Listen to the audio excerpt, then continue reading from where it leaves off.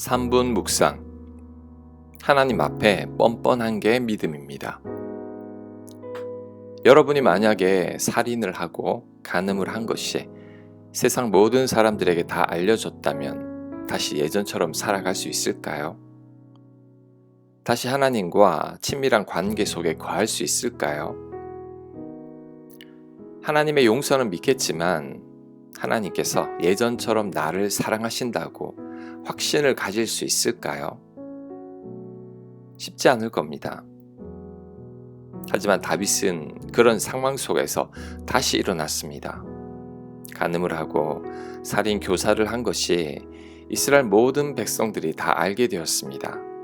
하지만 다윗은 회개 후에 오히려 하나님과 더 가까워졌습니다. 이런 다윗이 좀 뻔뻔해 보이지만 그렇지 않습니다. 이것이 바로 하나님의 은혜를 아는 것입니다.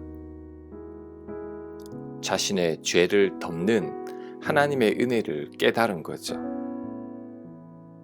하나님은 스스로가 부족하다고 움츠려 있는 것보다 우리가 하나님의 은혜를 믿고 당당하기를 원하십니다.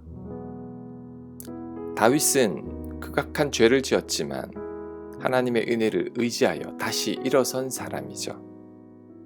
하나님은 다윗의 그 믿음을 귀하게 보신 것입니다. 우리가 죄를 지었다고 하나님께서 우리를 덜 사랑하시고 우리가 죄를 안 지었다고 하나님께서 우리를 더 사랑하시는 게 아닙니다. 우리를 향한 하나님의 사랑은 변함이 없으십니다. 하나님의 은혜는 늘 한결같습니다.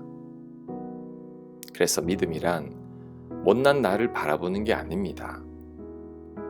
오직 하나님의 은혜만을 의지하는 것입니다. 죄책감에 눌려있지 말아야 합니다. 용서받을 자격이 없다고도 생각하지 말아야 합니다. 그런다고 하나님께서 나를 동정하시는 게 아닙니다. 오히려 하나님은 내 죄를 솔직히 고백하기를 원하시고 용서하시는 하나님의 은혜만을 의지하기를 원하십니다. 이것은 뻔뻔한 게 아닙니다. 십자가의 용서를 제대로 믿고 있는 거죠. 하나님의 은혜가 무엇인지를 아는 것입니다. 하나님은 이런 믿음을 기뻐하십니다. 아멘.